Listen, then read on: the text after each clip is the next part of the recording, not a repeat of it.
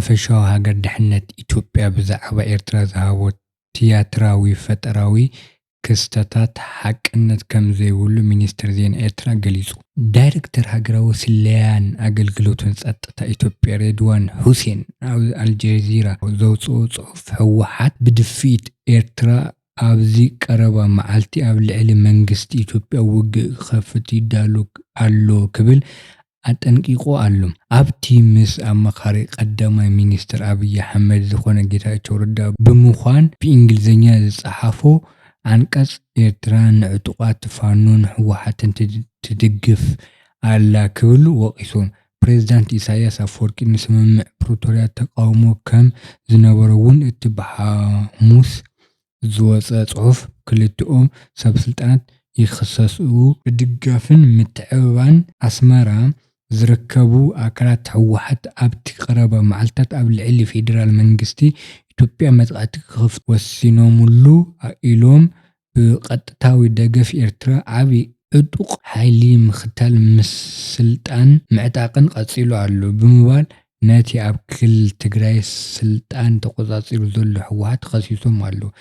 እቲ ዝኾነ ጭብጢ መርትዖ ዘየቕረቡ ትንተና እቶም ብኤርትራ ዝምእኸሉ ዝነበሩ ሓይልታት ሕጂ ከዓ ካልኣይ ግጭት ንምውላዕ ኣብ ኣስመራ መቐለን ሱዳንን ስትሩን ዘይስትሩን ኣኼባ የካይዱ ከም ዘለዉ ይጥቀስ። ኣብዚ ቀረባ መዓልትታት ብህወሓት ዝምራሕን ቤት ምኽሪ ሓደ ኣዋጅ ክተት ንምጽዳቕን ይዳለው ከም ዘሎ መንጭታት ሓቢሮም ነይሮም። ህልውን ድሕነትን ህዝቢ ትግራይ ንምውሓስ ዝወፀ ብኣዋጅ ብሄራዊ ክልል መንግስቲ ትግራይ ዝካሎ ዝኾነ ዕድምኡን ጥዕናውን ዝፈቅደሉ ትግራይ ብመንግስቲ ትግራይ ንዝቀረበሉ ጻውዒት ክተት ተቐቢሉ ግቡእ ናይ ምፍጻም ብሄራዊ ግቡእ ኣሎ ዝብል እዩ። እቲ ሕጂ ኣብ ትግራይ ስልጣን ሒዙ ዘሎ መንግስቲ ኣብ ፌደራል መንግስቲ ዘይሕጋዊ ተባሂሉ ዝተነጸገን ሚኒስትር የማነ ገብረ መስቀል ብዓረቢ ኣብ ዝሃቦ ምላሽ ኣስመራ ነቲ ኣብ ትግራይ ዝካየድ ደማዊ ኩናት 2 ዓመት ዘበቃ ስምምዕ ሰላም ከም ዘይቃወመቶ ይግምት። እንኳ ደኣ እቲ ፓተሚኪን ክብል ዝገለጾ ገዛኢ ሰልፊ ብልጽግና ጌታቸው ረዳ ዘመርሖ ዝነበረ ተደራዳሪ ጉጅለ ኣብ ልዕሊ ኤርትራ ወራር ንምፍጻም የሰላስሉ ከም ዝነበሩ ወቂሳ ኣሎ። ኤርትራ ብፍቃድ ፌደራላዊ መንግስቲ እያ ናብቲ ዝተሰጋገረት ግጭት ተጎቲታ ኣትያ ዝብል ምላሽ እቲ ኤርትራዊ በዓል ስልጣን ካብኡ ንላዕሊ ዘገድስ ድማ ሓፈሻዊ ዕላማታት ኣጀንዳ ናይቲ ኩናት ብንጹር ንኤርትራ ዘጠቃለለ ዕላማ ዝገበረ ምንባሩ እዩ ኢሉ። ስምምዕ ፕሪቶርያ ብውሽጢ ጉዳያት ምዃኑ ዝገለጸ ሚኒስትር የማነ በዚ መንጽር ኩሎም ወገናት ንትሕዝቶኡ ብጽቡቕ ድሌት እንተ ደኣ ኣብ ግብሪ ኣውዒሎም ኤርትራ ነቲ ኣብ መንጎ ሓይልታት ኢትዮጵያ ዝበጽሕ ስምምዕ ንምፍሻል ፖለቲካዊ ሽውሃት ኮነ ረብሓ የብላን ክብል ኣብ ኤክስ ገጹ ገሊጹ። ሓደጋ ነፈርቲ ሓይሊ ኣየር ህንዲ ኣብታ ነፈርቲ ዝነበሩ 5 ሰባት ሞይቶም። ኒውዲላሂ 13 ሰነ ድምፂ ወያነ ሓንቲ ወታደራዊ ነፈርቲ ህንዲ ትማሊ ሰንበት ትማል ዓርብ ኣብ እዋን ስሩዕ በረራ ተሓምሺሻ ኣብታ ነፈርቲ ዝነበረ 5 ሰባት ከም ዝሞቱ ሓቢሩ ኣብ ኣየር ህንዲ ኣብ ማሕበራዊ መራኸቢቱ ኤክስ ኣብ ዝጸሓፎ ዝዘርግሖ ጽሑፍ ሓቢሩ። እቲ ኣብ ምብራቃዊ ህንዲ እትርከብ ግዝኣት ኣስሟ ዘጋጠመ ሓደጋ ሓንቲ ኣን 32 ነፈርቲ ተርቦፕሮፕ እንትበሃል 2 ሞተር ዘለዋ መጓዓዝያ ነፈርቲ ከም ዘጠቃለለት አይኤፍ ገሊጹ። እቶም ኣብ እቲ ሓደጋ ዝሞቱ 5 ሰባት ኩሎም ኣባላት ሓይሊ ኣየር ህንዲ ምዃኖም ዝሓበረ ናይ መጀመርታ መርመርቲ ምሕደራ እቲ ሓደጋ ዘጋጠመ ቦታ ይቕጽል ከም ዘሎ ሓቢሮም። ኢራን ምፍራም መዘከርታ ኢስላማባድ ሰንበት ከም ዘተካይድ ገሊጻ።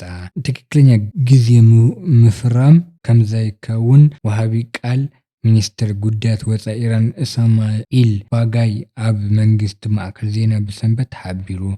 ባጋይ ኣብ ዝቕጽል መዓልትታት ንመዘከርታ ኢስላማባድ ናይ ምፍራም ተኽእሎ ክውግድ ከም ዘይኽእል እንኳ እንተገለጸ ብሰንኪ ድሕሪ ምድንጋር ናይቲ ካልእ ወገን ኣብ ዕለት ምፍራም ዝኾነ ርእይቶ ብዝምልከት ጥንቃቐ ከምዘድሊ ወሲኹ ገሊጹ።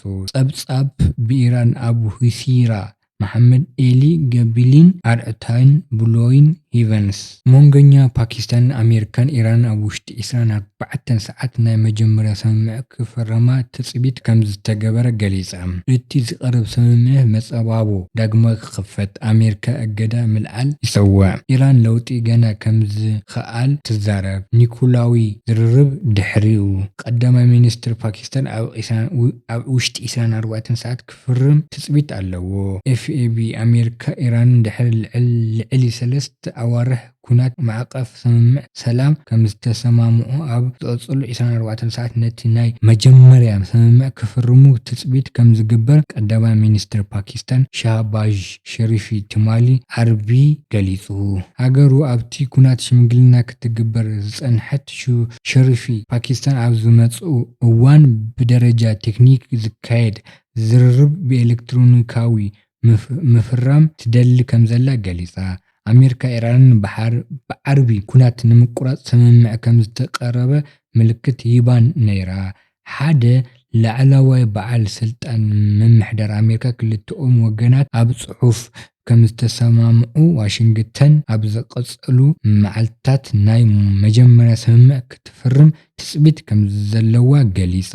ኣብ ኣሜሪካ ዶናልድ ትራምፕ ምስሉ ዝሓዘ ሓድሽ ናይ $250 ኖት ቢል ክሕተም ጸቕጢ ይገብር ከም ዘሎ ተገሊጹ። ናይ ዋሽንግተን ፖስት ጸብጻብ ከም ዘነጸሮ ናይ ዶናልድ ትራምፕ ምምሕዳር ሰብ ስልጣናት ንናይታ ሃገር ገንዘብ ናይ ምሕታም ሓላፍነት ንዘለዋ ትካል ናይ ፕረዚደንት ትራምፕ ምስሊ ዘለዎ ሓድሽ ናይ $250 ኖት ቢል ክስራሕ ጸቕጢ የወርድሉ ኣለዉ። እዚ ምንቅስቓስ እዚ ኣሜሪካ መበል 250 ዓመት ናይ ናጽነት በዓል ንምጽንባል ብዝተሓሰበ መንገዲ ዝመጸ ኮይኑ እቲ ንድፊ እንተደኣ ጸዲቑ ኣብ ዝሓለፈ 150 ዓመት ውሽጢ ንመጀመርያ እዋን ሓደ ብህይወት ዘሎ ሰብ ኣብ ናይ ኣሜሪካ ዶላር ኖት ክርአይ ቀዳማይ ታሪክ ክኸውን እዩ። ይኹን እምበር እዚ ውሳነ እዚ ኣብ ፖለቲካዊ ዓውዲ ዓብይ ክትዕን ተቃውሞን የስዕብ ኣሎ። ምክንያቱም ብናይ ኣሜሪካ ፌደራል ሕጊ ካብ 1836 ዓ.ም